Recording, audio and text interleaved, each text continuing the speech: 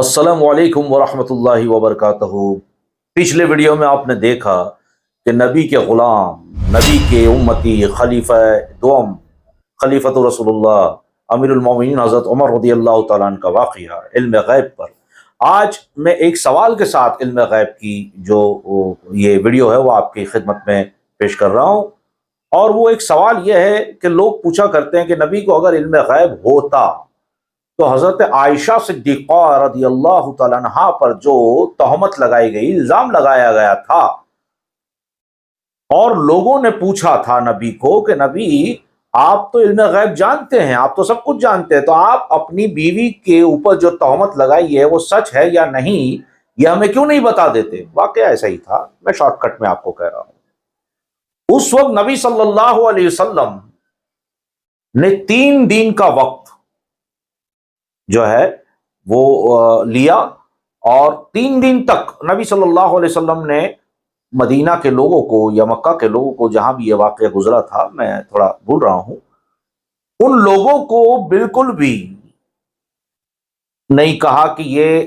صحیح ہے یا غلط ہے، ورنہ عموماً کیا ہوتا تھا، حضرت نبی کریم صلی اللہ علیہ وسلم فوراً بتا دیا کرتے تھے کہ یہ سچائی ہے، یہ غلط ہے، فلانی جگہ یہ ہے، فلانی علم غیب بتایا کرتے تھے، علم غیب سے لوگوں کو بتایا کرتے تھے۔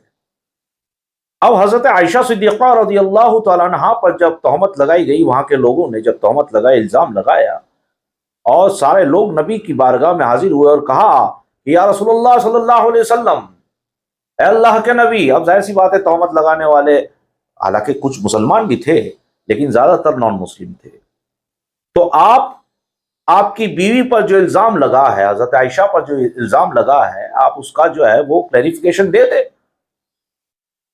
نبی صلی اللہ علیہ وسلم خاموش رہے، 1 دن، 2 دن، 3 دن۔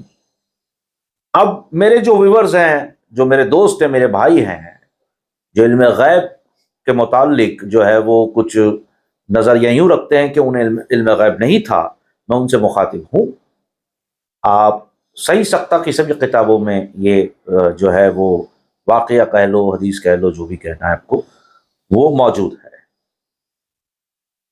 اب سوال آتا ہے کہ نبی صلی اللہ علیہ وسلم نے 3 دن خاموشی اختیار کی، کچھ نہیں کہا۔ 3 دن کے بعد چوتھے دن نبی صلی اللہ علیہ وسلم نے فرمایا ان لوگوں سے جنہوں نے تہمت لگائی تھی، الزام لگایا تھا کہ لوگوں، میری عائشہ پاکیزہ ہے، میری عائشہ پہ جو الزام لگایا گیا ہے وہ غلط ہے، وہ الزام غلط ہے اور وہ پاکیزہ ہے۔ اب سب لوگوں نے مان لیا، کیونکہ نبی امین تھے، نبی صادق تھے، نان مسلم، یہودی، عیسائی، جتنے بھی لوگ تھے نبی پر اتنا تو ایمان ضرور رکھتے تھے کہ نبی کبھی جھوٹ نہیں بولتے، نبی کسی کا حق نہیں مارتے، نبی کسی پر ظلم نہیں کرتے، رحمت للعالمین ہے، چاہے وہ نبی کا کلمہ نہ پڑھے، لیکن نبی پر یا ان کے کردار پر، ان کی ذات پر اتنا ایمان تھا انہیں کہ نبی جھوٹ نہیں کہیں گے۔ تو نبی نے کہا کہ میری عائشہ پہ جو تہمت لگی وہ غلط تھی، لوگوں نے مان لیا اور چلے گئے۔ کچھ صحابی نے پوچھا یا رسول اللہ صلی اللہ علیہ وسلم، آپ فوراً ہی بتا دیا کرتے تھے، لیکن حضرت عائشہ پر جو تہمت لگی تو آپ نے 3 دن کا وقت کیوں لیا؟ کیوں 3 دن کا وقت لیا؟ تو نبی صلی اللہ علیہ وسلم نے فرمایا کہ اللہ ہی کی طرف سے مجھے خبر دی جاتی ہے، اور جبرائیل آتے ہیں اور کہتے ہیں نبی یہ سچ تھا، یہ جھوٹ تھا، یہ چیز ہے، یہ چیز ہے، اور میں وہ آپ لوگوں تک پہنچاتا ہوں جسے علم غیب کہا جاتا ہے۔ لیکن یہ 3 دن تک جبرائیل نہیں آئے، وجہ کیا تھی؟ جب چوتھے دن جبرائیل آئے تو نبی فرماتے ہیں میں نے پوچھا جبرائیل، میں بڑا مشکل میں تھا، پریشان تھا، تم کیوں نہیں آئے؟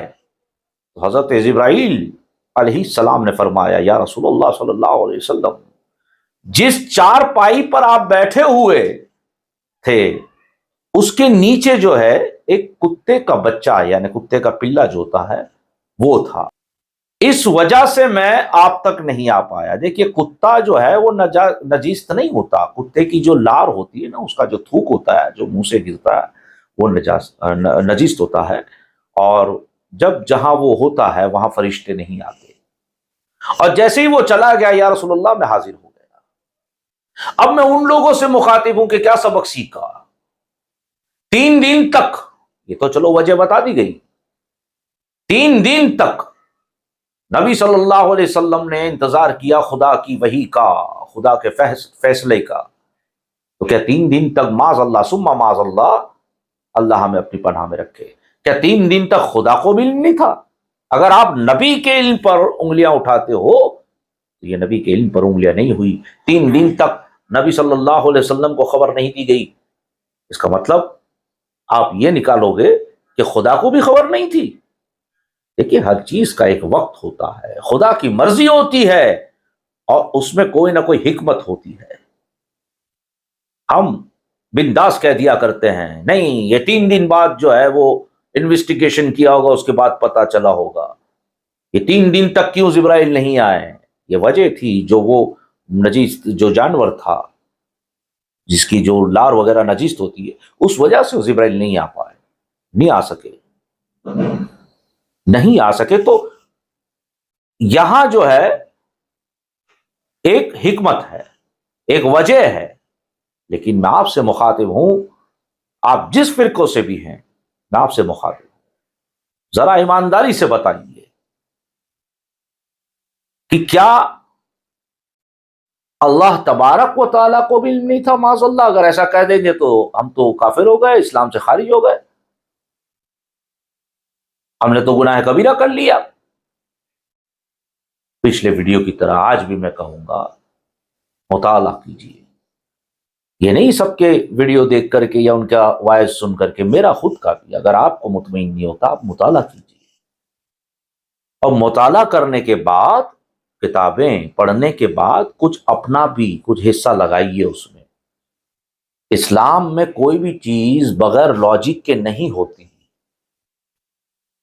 ہر چیز کے پیچھے، ہر حدیث کے پیچھے، ہر مسائل کے پیچھے، ہر چیز کے پیچھے دین میں لاجک ہے۔ اب یہ ہمارا اور آپ کے طاقت کی بات ہو جاتی ہے تو ہم یہ کہہ دیتے ہیں کہ نہیں لاجک ہے ہی نہیں، نہیں لاجک ہے، ہم ڈھونڈ نہیں پاتے۔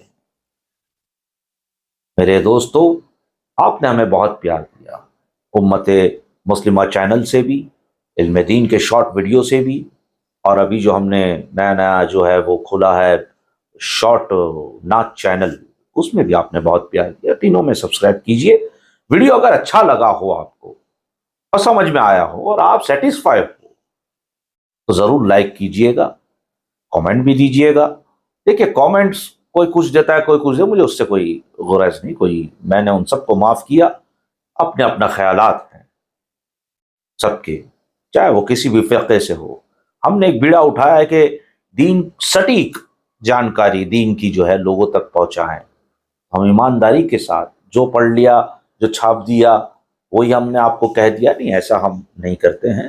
ہر ایک چیز میں ہم اس میں ڈیپ تک جانے کی کوشش کرتے ہیں۔ جب ہم مطمئن ہو جاتے ہیں تب آپ کے سامنے ویڈیو لاتے ہیں۔ ویڈیو دیکھا کیجئے، لائک کامنٹ کیا کریے، آپ کے لائک سے ہی ویڈیو آگے جائے گا۔ اتنا پیار دینے کے لیے میں آپ کا شکر گزار ہوں۔ اللہ تبارک و تعالی ہم سب کو ہدایت عطا فرمائے اور ہماری بخشش عطا فرمائے، ہم میں یکجہتی اور ایکتا عطا فرمائے۔ اور غزہ اور فلسطین کے مسلمانوں کے لیے دعا کیجئے، میرے لیے دعا کیجئے، تمام عالم مسلمین کے لیے دعا کیجئے، اپنے وطن کے لیے دعا کیجئے۔ السلام علیکم ورحمۃ اللہ وبرکاتہ۔